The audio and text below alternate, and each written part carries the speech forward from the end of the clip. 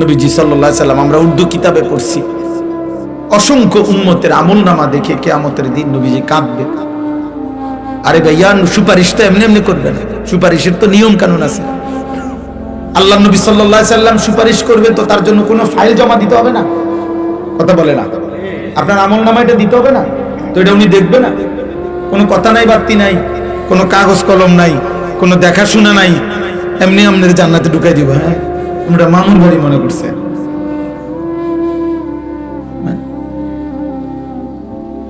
তো যিনি সুপারিশ করে তিনি কি ফাইল দেখে না? কথা বলে না কেন? যিনি সই দেয় তিনি কি কিছু দেখে না? যিনি বলে কারো কাছে সুপারিশ, তিনি কি আগে ঘটনা শুনে না? তো তো নবী সাল্লাল্লাহু আলাইহি ওয়াসাল্লাম শুনবে না? কোরআনুল কারীমের মধ্যে আছে, ফাকাইফা ইযা জিনা মিন কুল্লি উম্মাতিন বিশাহীদ। আল্লাহ তাআলা ওয়াজিনা বিকা আলা হাউলাই শাহীদা। আল্লাহ তাআলা বলেন প্রত্যেক নবীকে বন্ধু তার উম্মতের সামনে দাঁড়িয়েই আমি আল্লাহ ওই নবীকে সামনে রেখে ওই নবীর উম্মতের আমলনামা আমি আল্লাহ খুলবো ফেরেশতার মাধ্যমে, নবীকে সামনে রাখবে এবং আপনাকে ওয়াজিনা বিকা, আপনাকেও সামনে রাখবে। আল্লাহর কসম, হাদিসে আছে এই আয়াত। হযরত আব্দুল্লাহ ইবনে মাসউদ বলেন, নবীজির সামনে আমি যখন এই আয়াত পড়ছি, নবী তখন অঝরে ফাইজা আইনাহু তাজরিফান, নবীর দুই চোখ দিয়ে তখন অঝরে পানি ঝরছিল, নবী কাঁদতেছিলেন। আর হযরত আব্দুল্লাহ ইবনে মাসউদ বলেন, এই আয়াত পড়ার পরে নবীজি আমারে বলছে হাসবুকাল আন। ইবনে মাসউদ, আর কইরো না, থামো, এখন থামো, সামনের আয়াত পড়ো না। তিনি বলেন আমি দেখছিলাম তখন নবী কাঁদতেছিলেন। মুহাদ্দিসিনে কেরাম বলে কেন কাঁদতেছিলেন? নবী তখন ভাবতেছিলেন, হায় আমার সামনে আমার উম্মতের আমলনামা খুললে যদি দেখি আমার উম্মত নাফরমানি ভরে আছে, আমার উম্মত যদি আমার অপমানিত করে। আল্লাহর কসম, আব্বা নবী সেদিন কাঁদছিলেন। তোমরা বলো বাবা, প্রিয় ভাই, প্রিয় সন্তান, প্রিয় বাবা, বলেন যে যে অবস্থায় আছেন, এইভাবে নবী সাল্লাল্লাহু আলাইহি সাল্লামের সামনে দাঁড়াইলে এবং আপনার আমার প্রত্যেকের জিন্দেগির পেশ করিলে সুপারিশের উপযুক্ত হবেন তো? ইয়া রাসূলুল্লাহ, আমি সেই উম্মত, আমার ঘরে 6 জন মানুষ রাত্রে ঘুমাইতো, একজনও ফজরের নামাজ পড়তো না, আমি সেই উম্মত। বলেন, একটা ছেলে বলো আব্বা 10 বছরে 5 বছরে কোনোদিন মনে পড়লো না তোমার নবী কেমনে চুল রাখতেন? এই যে বেঈমানদের মতো চুল রাখছো, কারে জিজ্ঞাসা করে? তোমার আব্বা নাই? তোমারে বলার কেউ ছিল না কোনোদিন? আফসোস, আমার খুব মায়া লাগে ওই ছেলেদের জন্য। মনে হয় আহারে, এদের মনে কোনো অভিভাবক নাই, এদের কপালে একজন অভিভাবক জোটে নাই যে তাকে বলবে যে বাপ তুই এটা কি চুল রাখছো। মুসলমানের চুল না মুশরিকের চুল। 365 দিনে যে কোনোদিন ফজরের নামাজ পড়ে না, আল্লাহর কসম আমার বড় মায়া হয়, আহারে তার জন্য মনে কাঁদার কেউ নাই। এই ছেলেটার জন্য একটা মানুষ হয়তো জোটে নাই যে তাকে বলবে কিরে আব্বা তুই মুসলমানের ঘরে জন্ম নিয়ে একদিনও ফজরের নামাজ পড়ো না।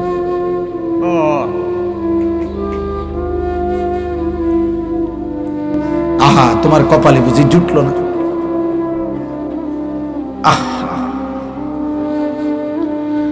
আফসুস বাপ, দুনিয়া ভোগ করা, ভাত মাছ চাল ডাল, এটুকুর নামই যদি জীবন হয়, এটুকুই যে খাইয়া দাইয়া ভালো আছি, জিফুত লইয়া খাইয়া দাইয়া ভালো আছি, এটারই বুঝি মানুষে কয় মুসলমান, বুঝি এটা বলে, এর নাম বুঝি মুসলমান?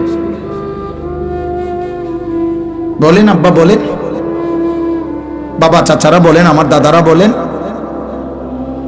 ইন্নাল্লাযীনা লা ইয়ারজুনা লিকাআনা ওয়া রাদু বিল হায়াতিদ দুনিয়া ওয়াতমাআন্নু বিহা ওয়াল্লাযীনা হুম আন আয়াতিনা গাফিলুন। এই চারটা কথা শুনেন। কোরআনুল কারীমের সূরা ইউনূস, একটা সূরা আছে ইউনূস নবীর নামে, এই সূরার আয়াত। আল্লাহ বলছে যার জীবন 60 বছর, 40 বছর, 50 বছর, 90 বছর, 30 বছর, যেটুকুই হোক, যার জীবন কাটে শেষ করছে যে 4টা জিনিসে, 1 জীবনটা এভাবে চালাইছে যার দ্বারা বোঝা যায় সে মূলত জান্নাত চায় না। 2, সারাক্ষণ যে দুনিয়ার জীবন নিয়ে খুশি হয়ে আছে। 3, ওয়াতমাআন্নু বিহা, যেটুকু দুনিয়া উপার্জন করেছে এটুকুর উপরে তৃপ্ত হয়েছে, সন্তুষ্ট। আল্লাহ আমারে সব দিছে হুজুর। কি দিছে? 3 ফুট বিদেশ, 4টা মেয়ে বিয়ে দিছি, বাড়িতে একটা বিল্ডিং করছি, 4টা রুম, 2টা বাথরুম, ভিতরে টাইলস, রাস্তার লগে কুদ্দুর জায়গা কিনছি। আল্লাহর রহমতে ব্যাংকে কিছু টাকা জমছে। আল্লাহর কাছে যা চাইছি হুজুর আল্লাহ সব দিছে। আল্লাহর রহমতে ভালো আছে। এই যে দুনিয়া নিয়ে কি হয়ে গেছে? তৃপ্ত, বুঝেন নাই? সন্তুষ্ট, দুনিয়া মিলছে, মাশাআল্লাহ। এই 3 নাম্বার। আর 4 নাম্বার হলো ওয়াল্লাযীনা হুম আন আয়াতিনা গাফিলুন। আল্লাহ বলে প্রতিনিয়ত আমার আয়াত, আমার হুকুম, আমার বিধান, আমার আদেশ নিষেধ, আমির কোরআনের একটা একটা হুকুম, আমার রাসূলের একটা একটা সুন্নাত, এর থেকে যে গাফেল, একটা সূরা ঠিকমতো বলতে পারে না, আত্তাহিয়াতু শুদ্ধ পড়তে পারে না, রুকুর তাসবিহ সিজদার তাসবিহটা ঠিকমতো পড়তে পারে না, ফরজ গোসলটা ঠিকমতো করতে জানে না, 10টা দোয়া জিজ্ঞাসা করলে নবী সাল্লাল্লাহু আলাইহি সাল্লাম পড়তেন বিভিন্ন ক্ষেত্রে, বলতে পারে না কোনটা হালাল কোনটা হারাম, পাক নাফাক কোনো কিছু প্রকৃত অর্থে সঠিকভাবে জানার কোনো প্রেরণাই নাই। যা মন চায় খায়, যা মন চায় ঘুমায়। হালাল কই তোর, হারাম কই তোর, ঈমান কোথায়, আল্লাহ কোথায়, রাসূল কোথায়, পাক কোথায়, নাপাক কোথায়, জায়েজ কোথায়, নাজায়েজ কোথায়, আল্লাহর বিধান কোথায়?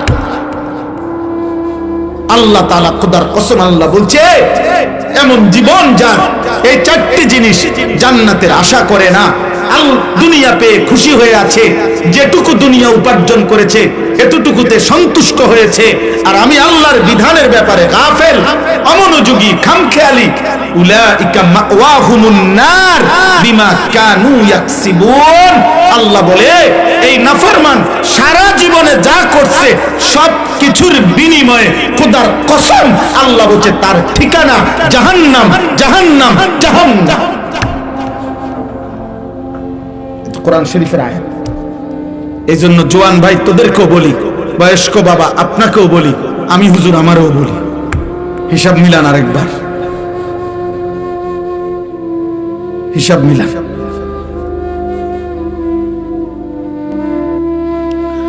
কালকে এক জায়গায় বয়ান করছিলাম,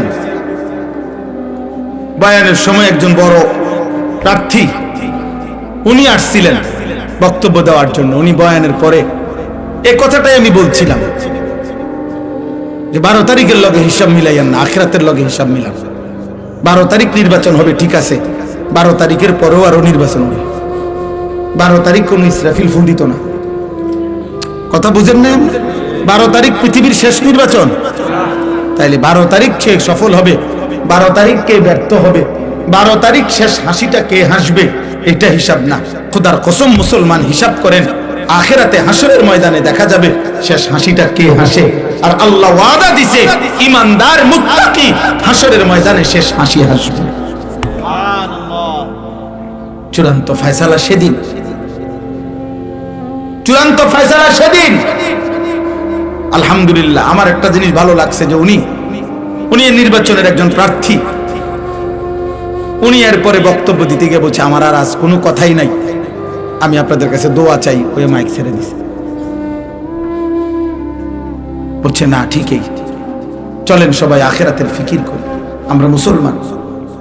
নওজোয়ান তোমরা যা করছো, তোমাদের বিবেক যদি বলে, তোমরা যারা 1 ওয়াক্ত নামাজ পড়ো, অধিকাংশ ছেলের চেহারা দেখে বোঝা যায় নামাজ পড়ো না, অধিকাংশ ছেলের চুল মুশরিক বেঈমানের মতো। যদি তোমাদের বাঁচে বাবা, আমি একটা ছেলের কাছে বলে গেলাম, যদি মনে করো এর দ্বারা তোমার মদিনার রাসূল খুশি হবে, যদি মনে করো তোমার নবী তায়েফের রক্তের বিনিময়ে তোমার এটাই করা উচিত ছিল, ঠিক আছে, ঠিক আছে আল্লাহ। যদি তোমাদের বিবেক এটাই বলে যে হ্যাঁ এটাই মুসলমানের কাজ, চুলের ফ্যাশন, মোবাইলের নর্তুকি আর হারাম, অস্থিরতার বেহায়াপনা, জিনার ব্যভিচার, মদ আর জুয়া, বন্ধুদের অসৎ আড্ডা, এরই নাম মুসলমান, এরই নাম আখেরি নবীর উম্মত, তো ঠিক আছে। সেদিন দেখা হবে নবীজির সাথেও, সেদিন দেখা হবে সাহাবাদের সাথে। সেদিন হাসরের মাঠে বেলালকেও দেখবা, সেদিন হাসরের মাঠে আবু জেহেলকেও দেখবা। সেদিন দেখবা আবু জেহেলের পরিণতি কি, সেদিন দেখবা বেলালের পরিণতি কি। হ্যাঁ হ্যাঁ, মনে রেখো, আল্লাহ আমাদেরকে বুঝ দান করেন, আল্লাহ আমাদেরকে বিবেক দান করেন, আল্লাহ আমাদেরকে ফিকির দান করেন। আমি লম্বা বয়ান করতে আসি না, এই কথাটাই আমার মূল কথা। আবারও বলছি, আমার মূল প্রথম কথা এটা, আত্ম উপলব্ধি। অর্থাৎ আমি যেন কমপক্ষে নিজের সাথে, সাহিবুল বাইতে আদরা বিমা ফিহি, আরবি ভাষায় বলে ঘরওয়ালাই জানে তার ঘরে কি আছে। তাইলে আমরা প্রত্যেকেই কমপক্ষে আমার নিজের ব্যাপারে আমি তো পরিষ্কার, আমরা তো জানি, আমি তো জানি আমার হাল। আজকের সারা দিনে 5 ওয়াক্ত নামাজ আমি পড়ছি কিনা, মানুষে আমার একের আব্দুল কাদের জিলানী মনে করুক না, কিন্তু আমি তো জানি আমার হালাত। কথা বলে না কেন? বহু বুজুর্গানি দিন আমরা কিতাবে পড়ছি, কানতেন রাতের অন্ধকারে যে আল্লাহ আমার হাজারো ত্রুটি, হাজারো গুনাহ আপনি আপনার সত্তার নামের বরকতে আপনার বান্দাদের কাছ থেকে লুকাইয়া রাখছেন, আড়াল করে রাখছেন। যদি আমার গুনাহ প্রকাশ পাইতো, তো যে মানুষগুলো আমারে বুজুর্গ মনে করে, ওই মানুষগুলো আমারে জুতা দিয়া ফিরত।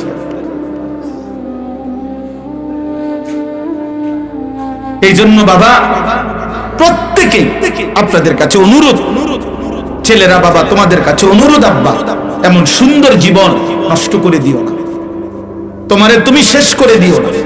ওয়ালা তুলকু বিআইদিকুম ইলা তাহলুকা। আল্লাহ তাআলা বলেন, বান্দা তোমরা নিজেকে নিজে শেষ করে দিও, ধ্বংসের দিকে ঠেলে দিও না। ওয়া ইন্নাল ফুজুরা ইয়াহদি ইলান নার। খোদার কসম, আল্লাহর নবী সাল্লাল্লাহু আলাইহি সাল্লাম বলেন, হে আমার উম্মত, প্রত্যেকটা পাপ, প্রতিটা পাপ জাহান্নামের দিকেই নিয়ে যাচ্ছে। প্রতিটা গুনার শেষ মাথায় আগুন, প্রতিটা গুনার শেষ মাথায় কি? আগুন। প্রতিটা মিথ্যার শেষ প্রান্তে চুরি, ডাকাতি, জিনা, ব্যভিচার, মদ, জুয়া, নারী, ছবি, অশ্লীলতা, বেহায়াপনা, অসভ্যতা, নোংরামি, সুদ, কিস্তি, হারাম, ওজনে কম দেওয়া, গালি, ঠকানো, গান, বাদ্য, নাটক, সিনেমা, নর্তকী, বেহায়া, বন্দিক, বেপরদিগি, সবকিছুর শেষ মাথায় জাহান্নাম, আগুন। প্রতিটা সেজদার শেষ গন্তব্য জান্নাত। প্রতিটা সুবহানাল্লাহ, আল্লাহর এই ডাকের আখেরি গন্তব্য জান্নাত। দাওয়াহুম ফিহা সুবহানাকাল্লাহুম্মা ওয়া তাহিয়াতুহুম ফিহা সালাম ওয়া আখিরু দাওয়াহুম আনিল হামদুলিল্লাহি রাব্বিল আলামিন। আল্লাহ আশ্চর্য কথা বলছে কোরআনে। আল্লাহ বলছে জান্নাতি বান্দা 3 জিনিস জান্নাতে সারাক্ষণ বলবে। 1, জান্নাতি বান্দা জান্নাতে সারাক্ষণ বলবে সুবহানাকাল্লাহুম্মা, আল্লাহ আপনার পবিত্রতা বর্ণনা করছি, এমন সুন্দর জান্নাত আপনি আমারে দিয়েছেন। 2, জান্নাতি বান্দা একে অপরকে দেখলেই বলবে সালাম সালাম, আসসালামু আলাইকুম, আসসালামু আলাইকুম, মানে আপনিও শান্তিতে আমিও শান্তিতে। জান্নাতে একজন আরেকজনকে বলবে, দোস্ত আপনার শান্তিও আর শেষ হবে না, আমার শান্তিও আর শেষ হবে না, এই সুখ আর কোনোদিন শেষ হবে না। 3 নাম্বার, ওয়া আখিরু দাওয়াহুম আনিল হামদুলিল্লাহি রাব্বিল আলামিন। জান্নাতি বান্দা যেই কোনো নিয়ামত ভোগ করার পর ফেরেশতা যখন জিজ্ঞাসা করবে কেমন লাগলো, কোনো অসুবিধা আসেনি, জান্নাতি বান্দার কথা থাকবে একটাই, আলহামদুলিল্লাহ, আলহামদুলিল্লাহ।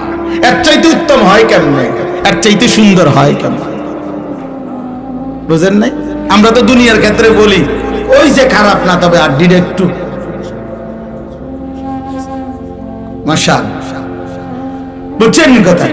এটা তো বলে দুনিয়ার মধ্যে, বলে না আচ্ছা মাশাআল্লাহ, তবে একটু জোরটা ভাই বেশি হয়ে গেছে, আড্ডিটা একটু বেশি পড়ে গেছে, সিদ্ধটা একটু কম হইছে, হ্যাঁ পাতের চালটা একটু জোশ কম হইছে, এমনি মাশাআল্লাহ কোনো অসুবিধা হইছে না, একদুরারি।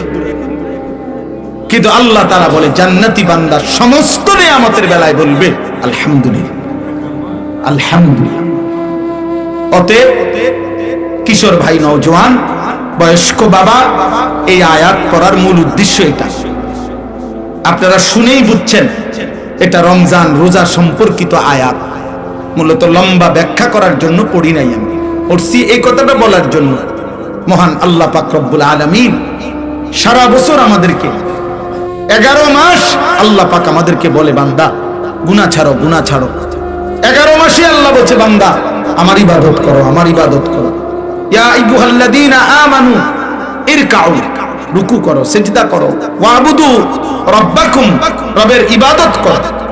কিন্তু বলতে বলতে 11 মাস পরে আল্লাহ যেন আবার মায়া করে বলতেছে, আচ্ছা বান্দা যাও, 11 মাস কম বেশি হইছে, ঘাটতি হইছে, ঠিক মতো হয়তো খেয়াল করো নাই, তুমি কিছু ভুল করে ফেলছো, বান্দা ঠিক আছে, সব কিছু ঝেড়ে মুছে আরেকবার ঘুরে দাঁড়াও, আমি চলো ঠিক আছে বান্দা, আমি আল্লাহ মূলত চাই।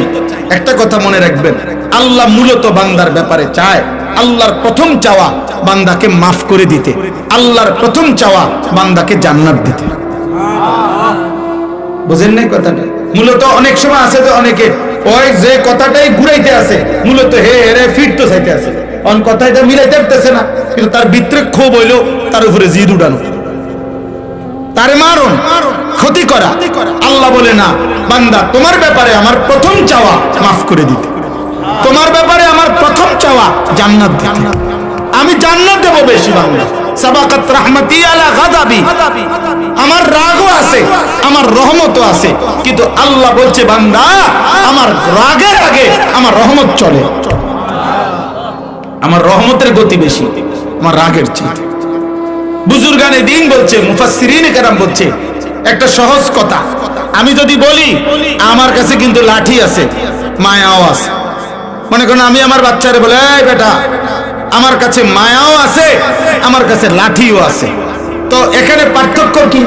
আমি যদি তারে মারতে চাই, লাঠি ওইখান থেকে নিতে হবে, কিন্তু আমি যদি তাকে মাফ করতে চাই, মায়া আমার কলিজার ভিতরেই আছে। তো লাঠি নিয়ে মারা এটা দূরত্ব বেশি, কলিজার থেকে মায়া এটা তো কাছে বেশি। এই জন্য আল্লাহ চাইলে মাফ করতে, আবার আল্লাহ বলছে আমার কাছে আযাবও আছে, তবে আযাব তো লইতে হইব, তোই দিতে হইব, আর মাগফিরাত তো আমার সত্তা, আমার জাতের মধ্যেই আছে, আমিই তো গাফুর, আমিই তো রহিম, আসলেই মাফ করে দেব আমি, চোখের পানি ফেললেই মাফ।